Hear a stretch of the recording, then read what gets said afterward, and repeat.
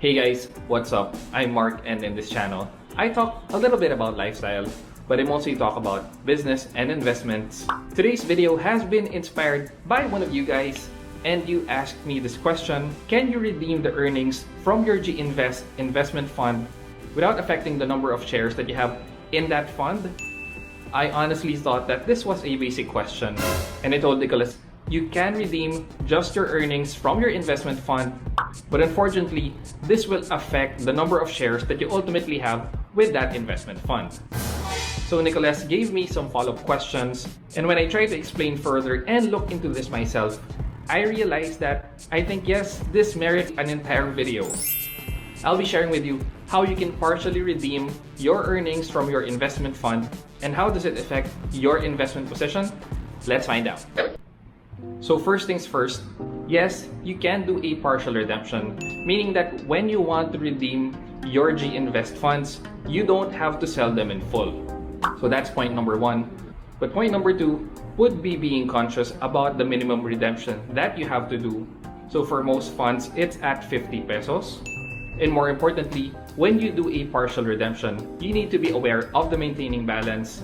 So for the foreign global investment funds such as the ATRAM Global Technology Feeder Fund and the ATRAM Consumer Trends Feeder Fund, the maintaining balance is actually 500 pesos. While for the ATRAM Philippine Smart Equity Index Fund, the maintaining balance is just 1 peso. So this is the example that we'll be doing today. So let me get my notes. Okay, so for an update regarding my position for the ATRAM Philippine Smart Equity Index Fund, I've actually put in an investment of 1,000 pesos sometime in April 2021, and that 1,000 pesos yielded me 10.4089 units. The net asset value per unit or NAV that I got was at 96.07163 in April 2021. These are just the historical figures of how much I bought into the said fund.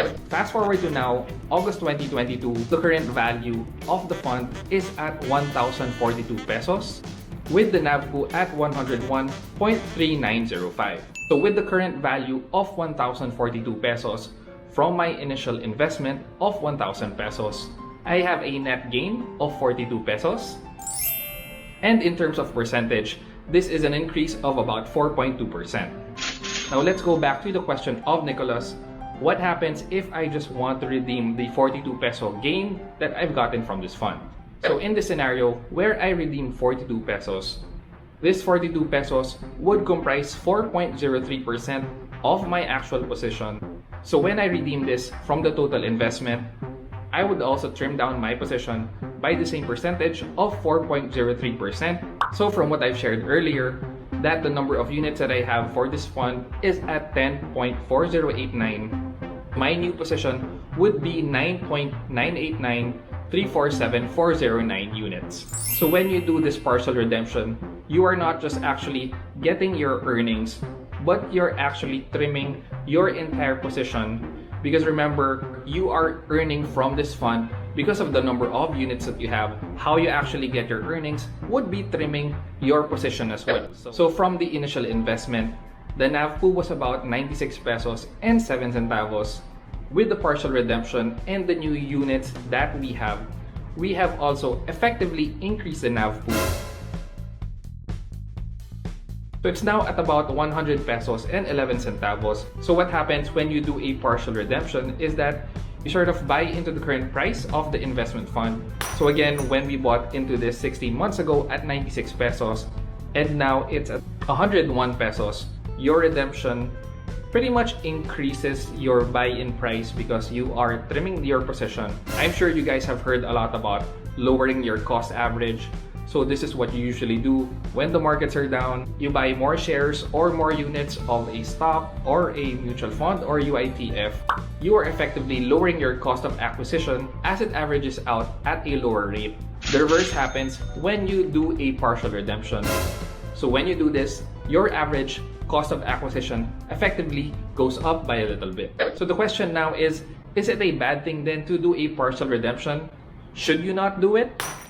Well, just like with many of you guys who ask me questions about whether they should get out of a fund, whether you should buy or sell, I throw it back and it's always the same answer. It's really up to you guys. If you think you've already met your target returns, then by all means, yes, you can do a partial redemption. There is really no right or wrong answer to go about this. When you do a partial redemption and pull up your cost of acquisition, it's not necessarily a bad thing because you are already locking in your gains for whatever partial redemption that you've had. Maybe the only downside is that when you are looking at your investments from a purely figures and numbers point of view, increasing your cost of acquisition will mean that your returns in terms of percentage and actual value is actually decreasing. But that's just really more on paper. Even if your gains would be smaller, you've already locked in, you've already cashed in some of those gains anyway. So if you really needed it and you've met your target returns and you're happy, then partial redemption is not necessarily a bad thing. So Nicholas, I hope this answers your question in full detail. Just keep that in mind when you want to do a partial redemption. Again, not just for Ginvest, but for other UITFs, mutual funds, and stocks as well. If you've liked this video, please don't forget to like, comment, and consider subscribing.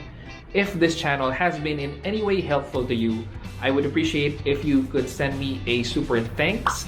Super thanks actually gives me a little bit of a tip if you've had good investments or locked in some good gains because of this channel. I'd appreciate the little help that you can send my way. Thanks again, guys, and happy investing.